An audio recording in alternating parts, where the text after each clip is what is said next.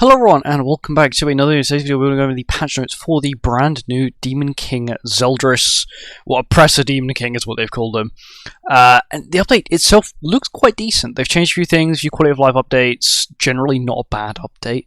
We'll go over Demon King, what he does in a second. We'll just have a look at generally what they're adding to the outfits. This got leaked quite a while ago. They accidentally released the patch notes in the Thailand version, in the Thailand patch notes. That's when they released this. Quite a while ago, which is the reason why you may have seen it on my community page, mainly the banner itself. But they've added a lot of random stuff, stuff that we'd never asked for, but they thought, screw it, why not? But that's okay. Alright, we'll go on to Zeldrus now, which, by the way, is probably the longest passive by a mile. It does work everywhere, which is huge. They have quite a bad reputation of just not working everywhere now. I don't know why. So increase all stats of demon allies by 4%, decrease their damage taken by 10% for each one participating in battle. Applies a pitch black shield on allies at the start of the battle if the allies participating in the battle are demon. Pitch black shield grants a barrier equal to 700% of the target's initial defense, and then decrease fallen damage taken from AoEs by 50%. Once again, all of this scales with ult level, so do bear that in mind. So, applies pitch black shield on the demon allies when the hero uses an erosion skill. In pitch black shield, if pitch black shield is removed due to a skill used during the enemy's turn, the enemy who used the skill takes reflect damage equal to 100% of the pitch black shield's initial barrier damage, which is not much. Bear in mind, it's based on your character's defense. Let's just say your initial defense is 16k. It's 700%. It's not too bad, I guess. It's decent, and I guess the damage won't be as bad. Once again, it's based on ult level, which is pretty bad. But yeah. If an ally has pitch black shield at the start of the ally's turn, other than the start of the battle, the effect is removed and that ally's attack related stats increased by 20% for 2 turns. That is a blue buff. For each one removed, the hero gains pitch black sword up to a maximum of 4 times for 3 turns. So you can get 4 stacks, and they each last 3 turns each. What does it do? It increases his attack related stats by 15% and increases crit damage by 30%. So in total, you're looking at about a 60% attack related stat boost and a 120% crit damage boost, which is pretty huge. It also has a talent as well, which once again means you have to pick between Melee Lizard Shield and once again this new shield that we've got with this new Demon King. And this removes 1 buff from all enemies, applies Pitch Black Curse for 2 turns. Pitch Black Curse applies corrosion on the hero, which inflicts damage equal to 10% of the remaining HP for up to 2 turns. When taking damage from an enemy's skill, or when the hero uses a skill, it stacks up to 3 times. So it's decent. It's not the best, it's definitely not the worst. So he's got another ability called Pitch Black, which is a single target, which is 2 times crit chance and 2 times crit damage to debuffed enemies, and 150% increased damage dealt to enemies that have the Pitch Black Curse. Sort of like the Mael single target. It's very, very similar to Dark Mael single target, so do bear that in mind. And then you've got the Erosion skill, which is an AoE that ignores defense, ignores resistance, increases the damage dealt by 80% of pierce rate. Bear in mind, he's actually got quite a high base pierce rate, and if let's say you match him up with Green Chandler, that's an additional 40%, which is quite good as well. His ultimate, once again, this is a 6/6, gains 2 Pitch Black Sword effects for 3 turns, and I'm pretty sure this is his ult from 16266, so it's always going to be 2 swords you guarantee get. But okay, we'll have a look at this stuff now, which is normally the key stuff, and that's just the random damage numbers, so that have the word unique in it. There's 3 uniques in it, which is kind of stupid, I'm not going to lie. The reflect damage, 50%, 75, 75, 100, 100. So it's going to be different, so let's just say between dealing like 120k and like 60k. It's quite huge. Once again, it's not very free-to-play friendly. It doesn't go, go 50, 60, 70, 80, 90, 100. It goes 50, 50, 75, 75, then 100, 100. So at 5/6 you get most of it. The 50% damage reduction when using a skill on a demon. Isn't that just 50% damage when using a skill on a demon? I'm reading that correctly, because that seems like it's a negative more than a positive. But yeah, anything above 2/6 you get that, which is decent. Does it mention that here? No. Does that actually just straight up nerf him if he's 1/6? Which is kind of stupid if it is. but maybe it doesn't. Maybe I'm just reading it wrong. But yeah, it doesn't really seem too bad. You sort of want 2-6, which is like casual, normal stuff now.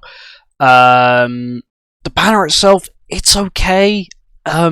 Maybe I was expecting a few more demons on it, because, it's a demon banner, but instead we end up getting, not many at all. You've got Red Esterosa, you've got Gelder, you've got AM Melee, don't know why you want to use AM Melee, but you've got AM Melee. You've got Demon King Melee, which isn't too bad. You've got Omnisnubler Zeldrus, which you can't use, because this is technically still Zeldrus.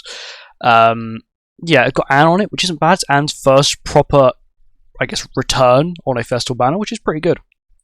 Banner itself is a 4% banner, if you're wondering, which is not bad at all. Not bad. This is once again the increased rates, which is like a 6% chance of you getting an SSR. It's still pretty bad. Now to the update itself.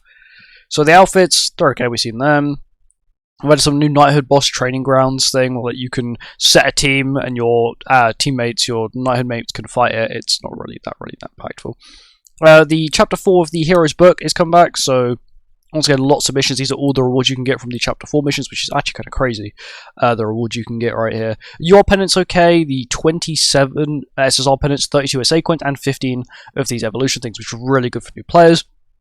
What they do is that characters that release before 2022, I think it's all 2022 or before, you can use one of these coins and it immediately levels them up to level 90, which is really good for new players for pushing box CC and GP points early on, which is actually really good.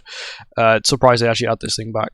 New card set increases demon allies' base attacks by N%. When a demon ally attacks a debuffed enemy, the damage is increased by X% as well. So you get a 5% base attack boost and a 10% damage increase. That's not too bad. Once again, some of these events aren't even out yet, so we will have to wait until those events are out before we can even get a final boss. Oh, we're getting a final boss apparently. They've just announced that as well. To get one of these card set pieces, which is fine. Once again, this is the new Charmless relic. It does work in the back. It is a rat relic, unfortunately, for new players who may be struggling to get it. If all allies participating in battle are applicable allies, the crit chance increased by 50%. Applicable allies are demons and commandment heroes. For each applicable ally participating in battle, their max HP is increased by 10%, and all enemies' crit chance is decreased by 10%. If that is per ally, this lower bit as well, that's really good. Even their max HP generally is quite good. The crit chance itself is crazy. Absolutely crazy. 50% crit chance boost is huge, especially for some characters that really do want crit chance, like Gelder, because she barely ever crits, and she can barely ever crit. But we'll have to see if this new Demon King really does need this, but this might actually be really good. And then once again, you got the normal coin shop, which they haven't really changed. You got these two on here, but they've been doing that for a little while now. Some other stuff. More bundles. Login, we do get 200 diamonds over 28 days, which is the pretty standard stuff now. Not bad. Got a new set of missions. You can get a full free 10 summon from doing the hero story trial. So you get 5 from actually doing the trial, and you get 5 from this mission for, once again, doing the trial. Which is okay. Here's the trial itself. Here you can see you get the 5 tickets, and then for completing that, you also then get the 5 tickets as well. So it's not too bad. This teaches you how to use the new festivals, which is pretty good. I'm surprised they haven't added this. It took them this long to add this, but it's not bad. So an event that no one's ever going to win. You log in, you do some sort of missions. You can get 5 a week, and then there's a chance. Well, this is 1 ticket per day. It does cap at 5 a week, which is what it said on the stream at least. And then you have randomly people get picked. That is it. It's not really too crazy. It is taking them a week though to announce the winner. So like it'll be the first week, and then they'll announce the winner the week after. So on and so forth, sort of thing, which is it's okay. You got this new sort of thing where like your bar charged up over time and you can spend it, which is pretty good. Once again, we also get 2 more stages of that as well, which are released later on. And so normally these buffs are really handy. It's like more demon materials or more attacking a boss or something like that, which is really handy. This is the wish box event, so you can pick 1 item from this row and you spend a currency and there's a chance you get it, and then so on and so forth. You can actually pick some pretty decent stuff. 20 SA coins is pretty crazy. I would actually appreciate that. There's not much else on there that I would really want. The relic things are pretty cool. Problem is that when you own every relic in the game, it's not really too useful. But for new players, this is crazy. You can get, once again, a bird relic, a deer relic, a dog's relic, and a nidhogg relic, which is pretty good. In theory, you could actually grab, I don't know, Magelda's relic, Jormungand's relic, Tonar's relic, and Freya's relic, which are all the demonic beast characters for the initial 4. And there you go. You can start working on it, which is actually really handy, especially for new players. This stuff, yeah, Purgatory creatures back. The Primpu is back as well. They don't actually have any pictures of it. They have changed it a little bit so they communicate with your teammates, as well as having an open system so you can sort of recruit people in real time, which is sort of what it needed, because there's a chance you didn't get it. I'm pretty sure you are also capped at 15 entries a day. That does not care. It doesn't matter if you host 15 or you join 15, you are capped at 15 a day, which is not bad, to be honest. It's not the worst. You also have more other stuff like recommended teams for it. You can now change the equipment without having to leave, which is an improvement they sort of needed. A difficulty setting option has been invitations, so I think this is so you can like only get invited to high difficulty ones. I don't really know. And you can turn on all ones. It's okay. I guess it's if you don't really want to be invited to normal difficulties, but it's only going to make it harder for newer players because, like, I don't know, a higher tier player like myself is going to turn off all the lowest ones and maybe keep like extreme and hell on, or chaos even for the endurer. But then I'm going to have like normal and hard turned off for like most of them, if not all of them. So it's going to be like, it's not really going to help the new player. Once again, new players can just use bots though, so it's kind of broken. They've also changed lucky bags, so this thing here you see, which I'm using with my mouse, is the new lucky bag symbol for this event. So they've made custom lucky bags, which is pretty cool. Unless this is just the new one, which is pretty sad then. You've got the draft PvP event, no one cares about. The rewards are met at best. The UR pennant's really good, but that's it. That's all it's got going, I'm not going to lie. You got the Force Zeldrus, like a special thing. No, this is the Brawl. This is Brawl Wars. They've changed, updated them for now. This event. You've then got the one stamina Force Zeldrus event. There you go. You guarantee to get a diamond a day. Loyalty payback rewards. Lucky bag rewards. 2x XP, which is based. All of this stuff should just be a permanent feature at this point. We seem like we always have it, so it might as well just be permanent. This also should might as well just be a permanent event now. Exchange material event, so you can just exchange stuff. This should all just be permanent. It just makes it refreshes every 28 days. New Hawk Pass outfits. We've got a King of Diane one, which seems like a sportsy one. I can't really tell. It's kind of hard to tell. Someone's alarm's going off. Give me a second. Okay, we are back. But yeah, there's not really much else. Some small tweaks here and there. Revamp Knighthood boss competition. No one cares about that. We're not really going to be able to do that. This is what I really like though. So now there's a setting on the bottom left whenever you look at basically any banner. You click on it and it will basically tell you your alt levels, and if you don't own them, it will say wanted on it, which is pretty useful. I guess it informs you if you don't have a character, so you'll be like, okay, what characters am I missing this banner? Or if you don't really know the alt level, you can't be asked to check, and it's just handy. It's something that I guess no one's really asked for, but it's just really nice. You can also click on characters when you summon for them, and it tells you, what their alt level is and how many of those coins you have, which is once again also quite nice. Shows you the story there, which is basically the story that you get with the uniques. You don't actually have to go all the way into the what it is. You just go to like the story tab in the settings to see it. Oh, so when you click on the ultimate, you can now actually scale it. So when you click on this, you can click on the ultimate and you can see what the increase is between 1/6 and whatever ultimate you get. But yeah, and it's also going to be added to Hero Arena as well, and that's really it. It's a decent update.